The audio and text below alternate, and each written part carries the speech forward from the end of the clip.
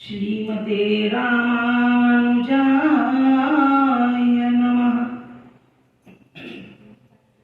लक्ष्मीनाथ समारंभां नाथयामुनमध्यमाम् अस्मदाचार्यपर्यन्तां वन्दे गुरु परम्पराम्।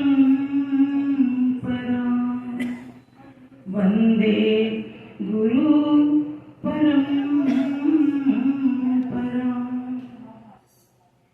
सीता मेरी नाथ है, पिता मेरे रघुनाथ, इन दोनों के चरणों में मेरा कोटि कोटि प्रणाम। मेरा कोटि कोटि प्रणाम। आए हैं तो प्रेम से लोहरी का नाम, सब भक्तों को इस दासी की कोटि कोटि प्रणाम। कोटि कोटि प्रणाम। कोटि कोटि प्रणाम।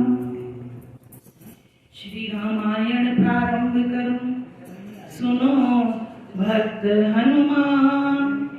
आसन आन विराजियो, कथा सुनो भगवान। सियावर रामचंद्र जी की जय, पवन सुत हनुमान जी की जय। उमापति महादेव जी की जय। बोलो रे भाई सब संतन की जय। मंगल भवन अमंगलहारी, प्रभु सुदशरथ अजिर बिहारी। सिया राम ने सब जग जानी, करो प्रणाम जोरी जुग पानी। करो प्रणाम जोरी जुग पानी।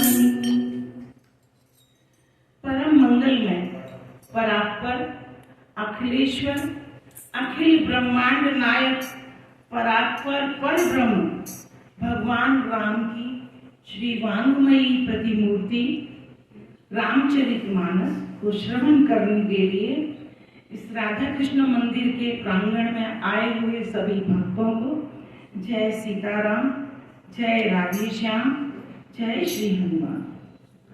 आज बहुत टाइम के बाद, काफी बड़े अंतराल के बाद आज श्री रामचरितमानस का पाठ करने का अवसर मुझे भगवत कृपा से प्राप्त हुआ।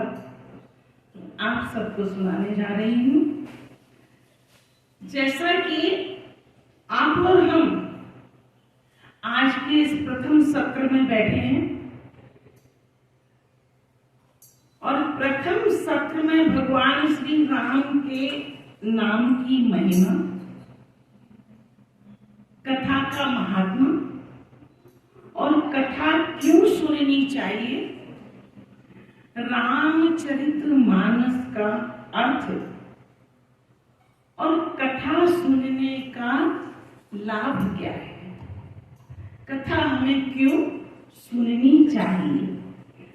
आज से हम इस सारे व्याख्यानों पर व्याख्या करेंगे।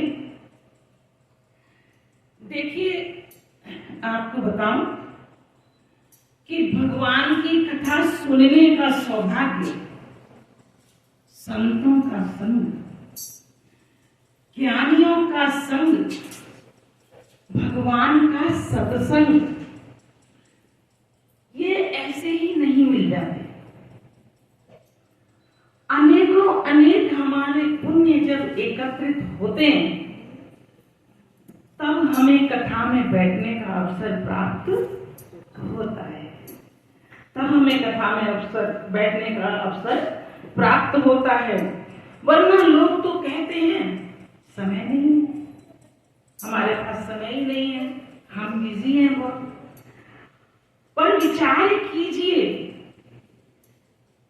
क्या इस अपने स्कार्बो क्षेत्र में आप जितने लोग आए हैं इतने ही लोग रहते हैं? सब क्यों नहीं आए? सब इसलिए नहीं आए कि उनके ऊपर भगवान की कृपा नहीं है। जो आए उन पर भगवत कृपा है, इसलिए। अरे बहुत से तो पता है, यहाँ मंदिर में शर्मा जी बहुत टाइम से अनाउंसमेंट कर रहे हैं, तैयार भी हुए होंगे आने के लिए, बट कोई ना कोई उनको अड़चन आ गई होगी, क्योंकि भगवान के सत्संग में जाने के लिए अनेकों अड़चने आती हैं, अनेकों अड़चने आती हैं, और भगवत कृपा के बगैर कोई नहीं आ सकता। तो बैठ नहीं पाते बहुत लोग, तो तुलसीदास जी ने इस बारे में खुद लिखा है, आवत यही सर अति कठिनाई, और राम कृपा बिनु आए न जाई।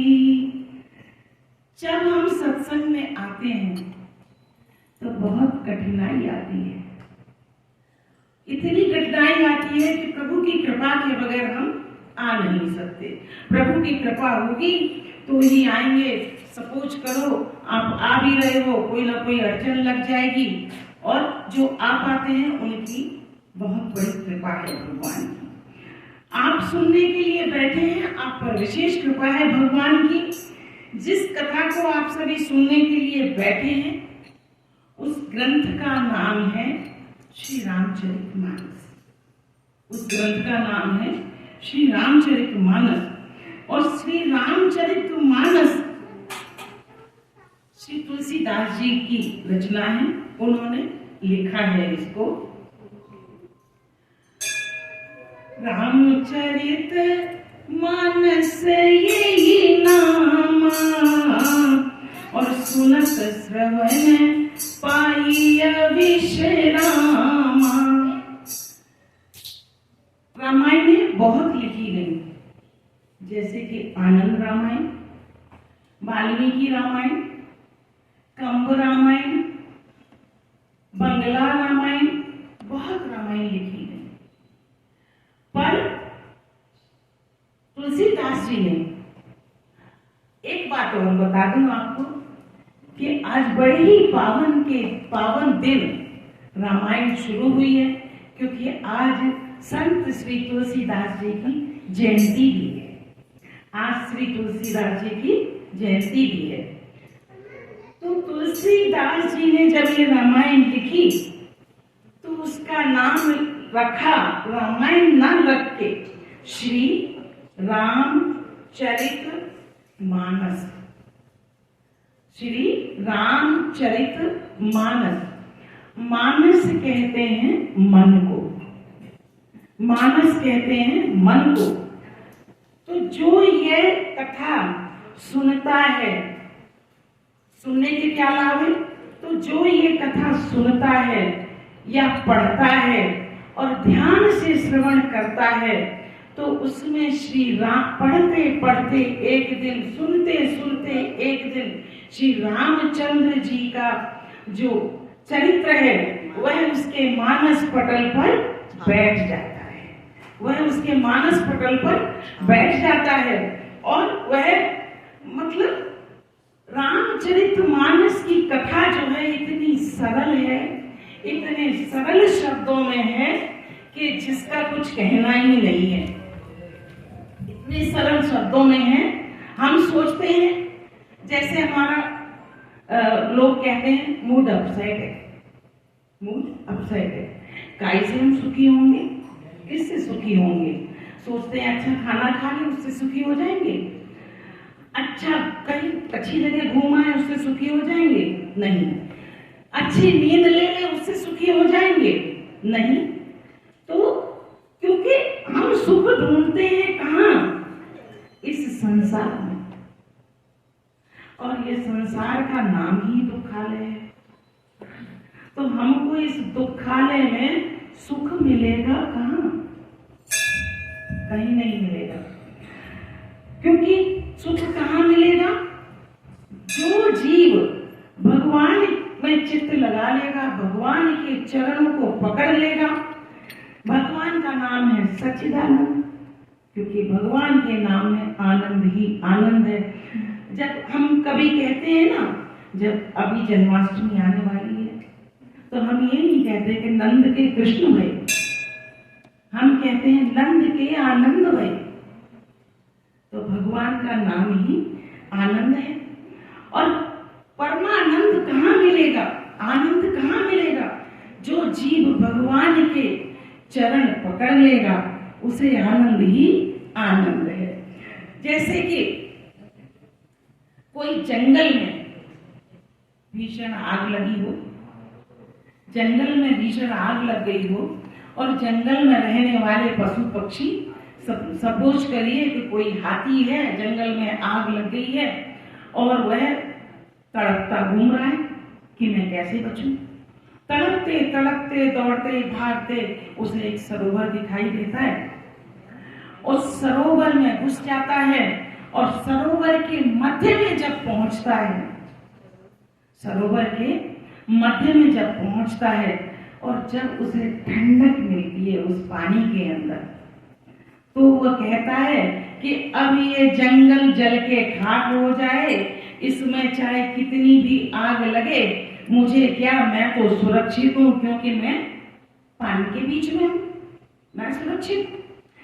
इसी तरह जो हमारा मन है वह विषय रूपी अग्नि में जल रहा है, विषय रूपी अग्नि में जल रहा है और वह परेशान है बहुत, क्योंकि आज का कोई जीव सुखी नहीं है।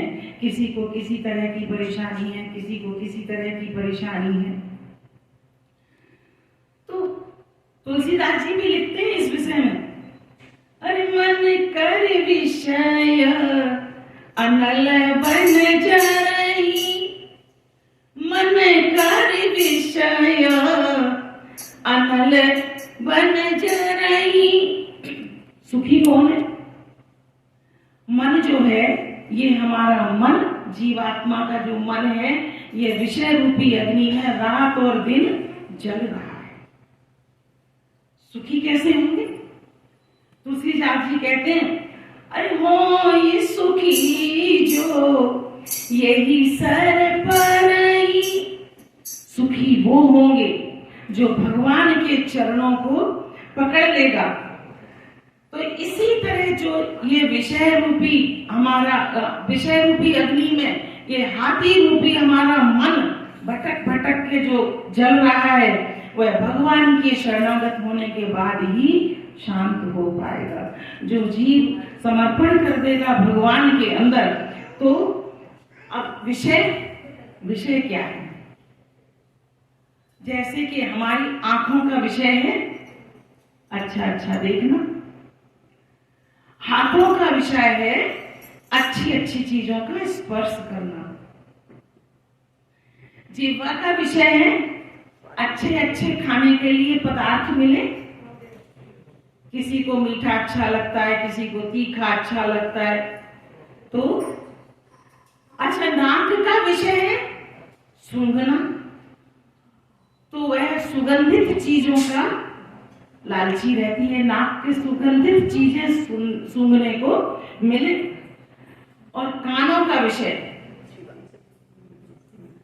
कथा सुनने का विषय नहीं है कानों का। आज के कलयुग में कानों का विषय है बुराइयां सुनना।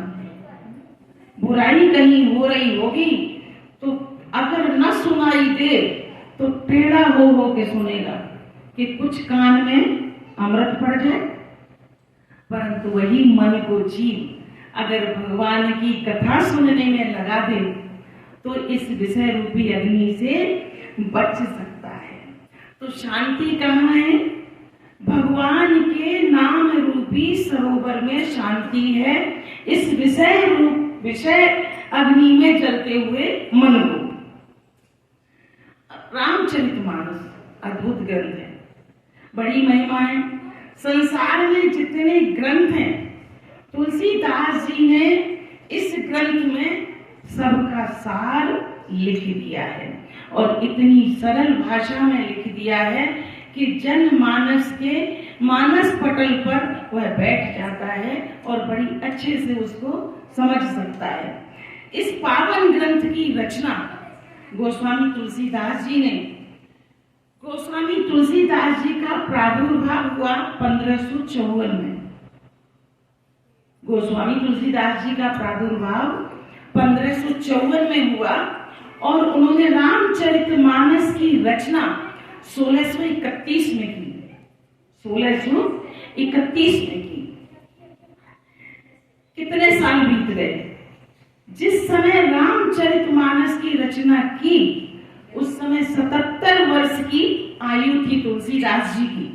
77 वर्ष की। तो उन्होंने अपनी आयु का जितनी 77 वर्ष की आयु का पूरा अनुभव, पूरी शक्ति और ऋषि मुनियों से पाया हुआ ज्ञान सभी को एकत्रित करके इस मानस की रचना की। इसमें पिरोया उन्होंने। और मानस की रचना से पहले 3 बार गोस्वामी जी ने इस पूरे भारतवर्ष की पैदल परिक्रमा की। पैदल परिक्रमा करने के बाद जब 3 बार पैदल परिक्रमा की पूरे भारतवर्ष की तो आखिर में उत्तराखंड में पहुंचे और उत्तराखंड में उन्होंने नर नारायण जी के दर्शन पाए और उनसे वार्ता भी की। वेद व्यास जी के दर्शन पाए और माता जानकी और श्री राम जी के दर्शन पाए, हनुमान जी के भी दर्शन पाए। और सबके दर्शन करने के पश्चात गोस्वामी जी ने इस ग्रंथ की रचना की और इस ग्रंथ को लिखा। जब इस ग्रंथ को लिखा तो विद्वानों में बड़ा भेदभाव हुआ। आज मैं पूरी इसकी महात्म बता रही हूँ क्योंकि रूपरेखा बतानी बहुत जरूरी है।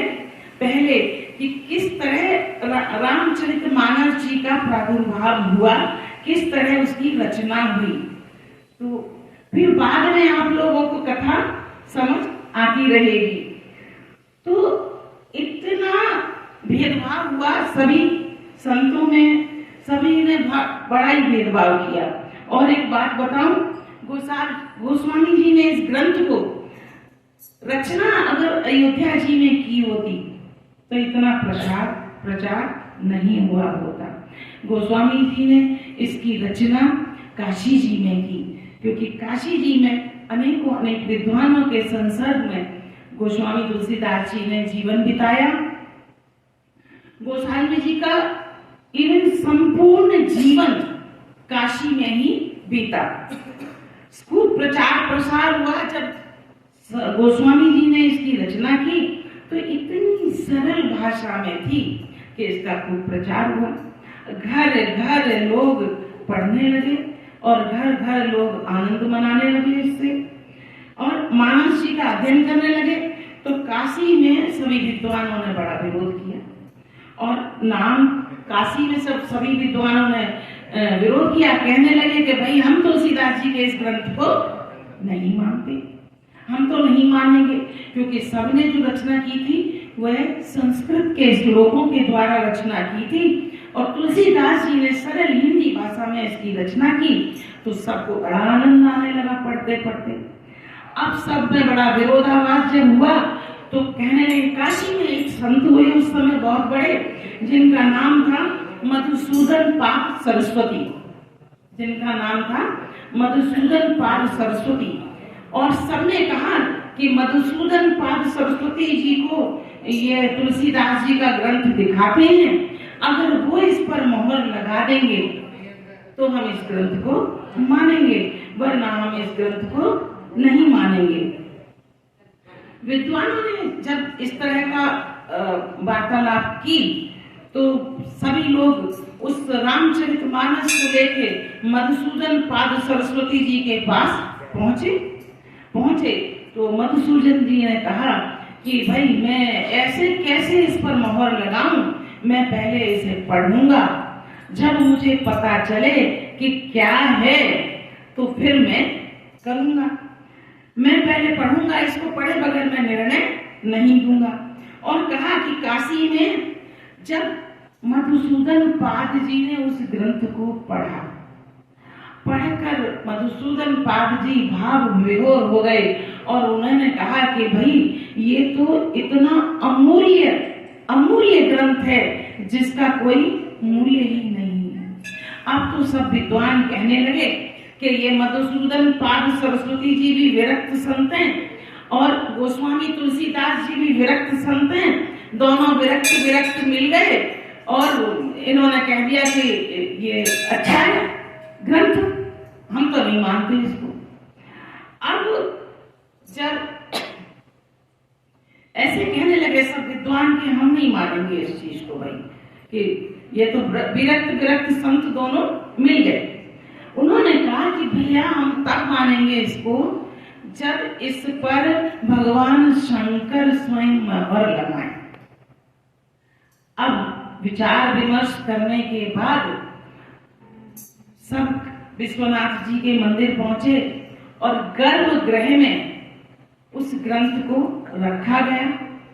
गर्भगृह में जब उस ग्रंथ को रखा गया तो जितने दूसरे विद्वान थे उन्होंने क्या किया कि रामचरितमानस को सबसे नीचे रखा और बाकी के सारे ग्रंथ ऊपर रखे और पट बंद कर दिए गए गर्भगृह के। जब पट बंद कर दिए गए और सारे विद्वान गर्भगृह के बाहर बैठ के वेद उच्चारण, वेदों का पाठ करने लगे। वेद उच्चारण और वेदों का पाठ करते करते और सोचने लगे कि कोई चुरा न ले, कोई इधर उधर कुछ चीटिंग न कर ले, इसलिए सब बैठे। सुबह जब पट खुले तो देखा कि श्री रामचरितमानस सबसे ऊपर था और जब देखा लोगों ने कि रामचरितमानस तो सबसे ऊपर आ गया, ऊपर आ ही नहीं गया। जब उसका पन्ना खोला, पेज खोला तो क्या देखा कि स्वयं शंकर भगवान ने अपने हस्ताक्षर किए सत्यम शिवम लिखकर और शंकर भगवान ने खुद मोहर लगाई उसके ऊपर। और जब विद्वानों ने सोचा कि भगवान क्योंकि विद्वान तो ये सोच रहे थे कि भगवान कहाँ प्रमाणित करने के लिए आने वाले हैं, परंतु उल्टा हो गया। भगवान ने प्रमाणित कर दिया और सब बाहर जब निकले तो सब में हाहाकार मचा हुआ था। अब तो सुबह जब हस्ताक्षर देखने के बाद बहुत ही अद्भुत ग्रंथ तुलसीदास जी ने लिखा, अब सब ये कहने लगे कि भाई ये तो अद्भुत ग्रंथ है, इसीलिए शंकर भगवान ने खुद ही इसके ऊपर मोहर लगा दी। अब घर घर ग्रंथ पढ़ा जाने लगा। कलयुग परेशान हो गया, कलयुग कहने लगा कि भाई अब तो घर घर में सब धार्मिक हो गए और कोई अधर्म करता ही नहीं, सब अध्ययन करने लगे उसका। तो कलयुग परेशान होकर गोस्वामी जी के पास गया और गोस्वामी जी से कहा कि इस ग्रंथ को आप जल में प्रवाहित कर दीजिए। गोस्वामी जी ने कहा क्यों भाई, हम इस रामचरितमानस को जल में प्रवाहित नहीं करेंगे। कलयुग ने कहा मुझे एक डाउट है जी, आपने कहा कि कलयुग ऐसे भगवान के पास बाद में पूछ लीजिएगा, बाद में लिख के रखिए ना जरा, बाद में क्वेश्चन लिख लीजिए अपना। आप दीजिए। कलयुग परेशान हो गया और कलयुग ने कहा कि इस ग्रंथ को आप जल में प्रवाहित कर दीजिए, क्योंकि कलयुग का काम ही है अधर्मी पैदा करना, धर्म उसे अच्छा नहीं लगता। और गोस्वामी तुलसीदास जी की रामचरितमानस पढ़ने के बाद सब धर्म में आने लगे, सब धर्म करने लगे, कथा पढ़ने लगे। तो तुलसीदास जी को कहा उसने कि अगर आप इसको प्रवाहित नहीं करेंगे तो मैं आपको दंडित करूंगा। तुलसीदास जी ने कहा कि दंडित भले ही कर दीजिए, पर ग्रंथ तो अमर है, क्योंकि भगवान ने मोहर लगाई है, ग्रंथ तो रहेगा ही। और तुलसीदास जी को दंडित किया भी। तुलसीदास जी को बहुत बड़े बड़े फोड़े निकले, पर तुलसीदास जी घबराए नहीं। तुलसीदास जी ने कहा लोक कल्याण के लिए मैं सब कुछ सहने के लिए तैयार हूं, मैं कुछ नहीं होने दूंगा इस ग्रंथ को। कलयुग ने जब दंड भोगने के लिए कहा तो भी वो डरे नहीं। उन्होंने कहा मुझे कोई डर नहीं है, क्योंकि लोक कल्याण अगर इससे होता है तो मुझे कोई डर नहीं है। और इतनी कृपा गोस्वामी जी ने रामचरितमानस की रचना की, अब उसके बाद कुछ कलयुग उनका बिगाड़ नहीं सका। अब मैं कथा पर आती हूँ थोड़ा, क्योंकि तुलसीदास जी ने इसके अंदर 7 कांड लिखे, बालकांड, अयोध्या कांड, अरण्य कांड, किष्किंधा कांड, सुंदर कांड, लंका कांड एंड उत्तर कांड। उत्तर कांड में आए गोस्वामी जी नारायण से जब मिले थे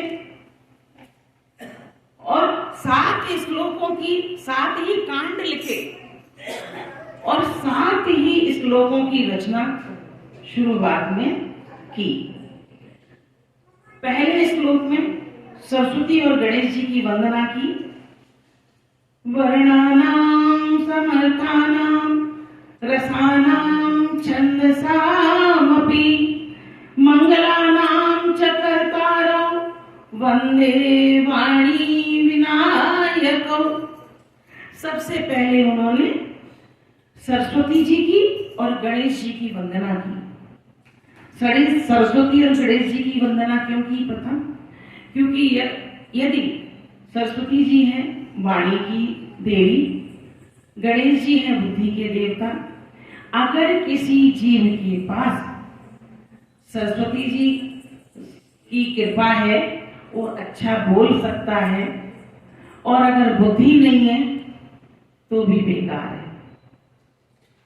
यदि बुद्धि है और उसमें बोलने की कला नहीं है तो भी बेकार है, क्योंकि जब उसमें बुद्धि तो है पर वो बोल ही नहीं पा रहा है ना।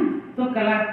अब इस बात पे एक छोटा सा वाक्य सुना देती हूँ आपको, छोटी सी कथा है कि जैसे एक बंगाली माता जी थी, उन्हें हिंदी सीखनी थी। वह गुरुगृह गई, गुरु जी के पास गई कि मुझे हिंदी सीखनी है, तो हिंदी सिखाने लगे। बात बात में एक दिन गुरुजी के मुख से निकला नाम लज्जा। तो वो माता जी ने कहा कि लज्जा का प्रयोग कहाँ कर सकते हैं? लज्जा मीन्स होती है हिंदी शर्म, लज्जा का प्रयोग हम कहाँ कर सकते हैं? तो गुरुजी ने बताया कि ऐसे ही कर सकते हैं कि जैसे अपने घर में मेहमान आए तो उनको कहेंगे कि खाइए खाइए लज्जाइए मत, इस तरह बोल सकते हैं। उन्होंने वो वाक्य याद किया, घर गई वो और उन्होंने अपने घर मेहमान बुलाए, उस शब्द का प्रयोग करने के लिए उनको खूब भोजन परोसा और कहते, जब सबको उन्होंने आमंत्रित किया और कहती है खाइए खाइए, और लज्जा तो है ही नहीं, खाइए खाइए लज्जा तो है ही नहीं। तो ये होता है वाणी दोष, कि अगर हमें सरस्वती, हमारी वाणी ठीक नहीं है तो हम किसी लायक नहीं है। वाणी ठीक है और बुद्धि नहीं है तो भी हम किसी लायक नहीं है। इसीलिए सर्वप्रथम तुलसीदास जी ने सरस्वती जी और गणेश जी की वंदना की। दूसरे श्लोक में भवानी शंकरो वंदे श्रद्धा विश्वास रूपिणम याभ्याम विना न पश्यन्ति सिद्धा स्वान्तस्तमीश्वरम। दूसरे श्लोक में उन्होंने पार्वती जी और शंकर जी की वंदना की। पार्वती जी को उन्होंने श्रद्धा बताया और शंकर जी को उन्होंने विश्वास बताया। क्योंकि हम जब कोई भी कार्य करने जाएं या हम किसी भी भगवान की जब पूजा करें तो श्रद्धा और विश्वास दोनों का रहना बहुत जरूरी है।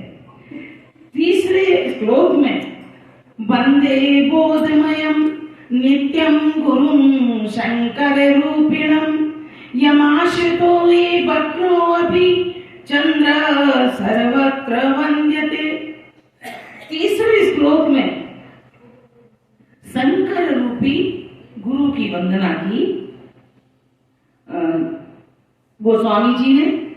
और चौथे श्लोक में उन्होंने वाल्मीकि जी की और हनुमान जी की वंदना की।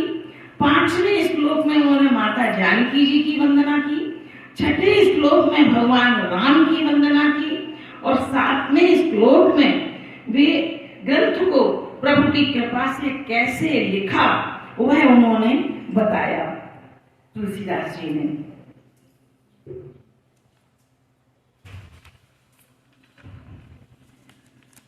कि यन्माया वशपतिम विश्वम अखिलम ब्रह्मादि देवासुरा यत्त्वाद मृषैव भाति सकलम रज्जौ इथा हे ब्रह्म यत्पाद पल्लव मेकमेव हे भवाम्बोधेष्टि सावतां वंदे अहं तम शेष कारण परम रामाख्यम मीसम हरि। तो सातवें श्लोक में उन्होंने बताया कि 4 वेद, 4 उपवेद, 18 पुराण, 18 उपपुराण, 6 शास्त्र और उपनिषद सब ग्रंथों का सार निकालकर गोस्वामी जी ने इस मानस के अंदर पिरोया। श्री रामचरितमानस के अंदर सारे ही ग्रंथों का उन्होंने सार निकालकर पिरोया। और सब ग्रंथों का सार जब मानस में पिरोया तो सबसे पहले पंचदेवों की उपासना के लिए 5 सोठे लिखे। स्टार्टिंग 5 सोठे से की और ब्राह्मणों की वंदना की, गुरु की वंदना की। वंदं गुरु पद्म परागा सुरचि सुबास सरस अनुरागा अमीय मूर्मय चूरनि चारु समन सकल भवन रुचि परिवारु। मैं गुरु महाराज के चरण कमलों की रज की वंदना करता हूँ जो सुरुचि, सुगंध तथा अनुराग रूपी रस से परिपूर्ण है। वह अमर मूल संजीवनी का सुंदर चूर्ण है जो संपूर्ण भव रोगों से परिवार को नाश करने वाला, नाश से बचाने वाला है। गुरु की पूजा। अब गुरु की पूजा का जब वर्णन किया गोस्वामी जी ने तो अपने गुरु की चरण में लगी हुई जो धूल, गुरु की चरण में लगी हुई जो धूल, उसको उन्होंने बोला कि पान करना चाहिए। तो चरण की धूल कोई पान नहीं करता। यहाँ गोस्वामी जी का आशय है कि भगवान के मुख रूपी जो चरण है उससे निकले हुए जो वचन है धूल रूपी, उनको हमें ग्रहण करना चाहिए, उनको हमें ग्रहण करना चाहिए। और भगवान जैसे कि यहाँ समझिए, अच्छा बताइए राम जी को कौन कौन मानते हैं? राम जी को कौन कौन मानते हैं? हाथ उठाइए।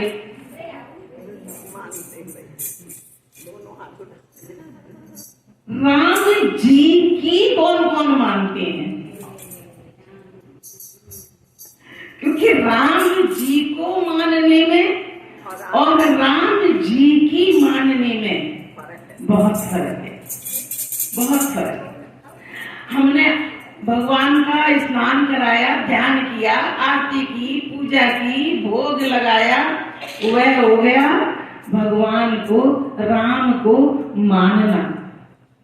और भगवान के जैसा बन के चलना, जो भगवान ने किया वो तो हम इस संसार कलयुग के जीव कर नहीं सकते, पर कुछ थोड़ा बहुत तो कर सकते हैं, थोड़ा बहुत तो कर सकते हैं। राम जी ने अपने जीवन में झूठ कभी नहीं बोला, और हम सांसारिक जीव दो चार झूठ तो रोज बोल ही देते हैं। कुछ नहीं तो कुछ घर से निकले होंगे, किसी ने कहा होगा भाई पहुंचे नहीं अभी तक, चाहे वो 2 किलोमीटर दूर होंगे, बोले 2 मिनट में पहुंच रहा हूं, हो गया झूठ। तो हमारी जीवन व्यवस्था भी ऐसी है कि ना चाहते हुए भी, चाहे कितना भी सत्य बोलने का संकल्प करे कोई, पर 2-4 झूठ तो दिन में बोल ही लेता है। तो राम जी को मानना और राम जी की मानना बहुत अलग चीज है। तो आज मैं ये सब विवरण आपको बताया, और मैं बताती हूँ आपको, क्योंकि हम लोग खत्म कर चुके हैं बाल कांड, अयोध्या कांड से शुरू करेंगे। तो बता दिया आपको कि 7 कांड लिखे, और अब आरती का टाइम हो गया है। अगले संडे में और भी बाल कांड पे व्याख्या करते हुए और उस पर प्रकाश डालते हुए आगे बढ़ूंगी, क्योंकि मुझे फिर अयोध्या कांड से शुरू करना है। इसलिए बाल कांड पर रोशनी डालते हुए, क्योंकि आप शायद पहली बार ही सुनने आए हो, कुछ लोग जिन्होंने पहले ना सुनी हो, तो मैं बाल कांड पर प्रकाश डालते हुए आगे बढ़ूंगी, चाहे उसमें एक संडे दूसरा और लग जाए या तीसरा लग जाए। फिर हम अयोध्या कांड से रेगुलर एक चौपाई की व्याख्या शुरू करेंगे। तो आज के प्रोग्राम को यहीं स्थगित करते हैं, और आगे का प्रोग्राम नेक्स्ट संडे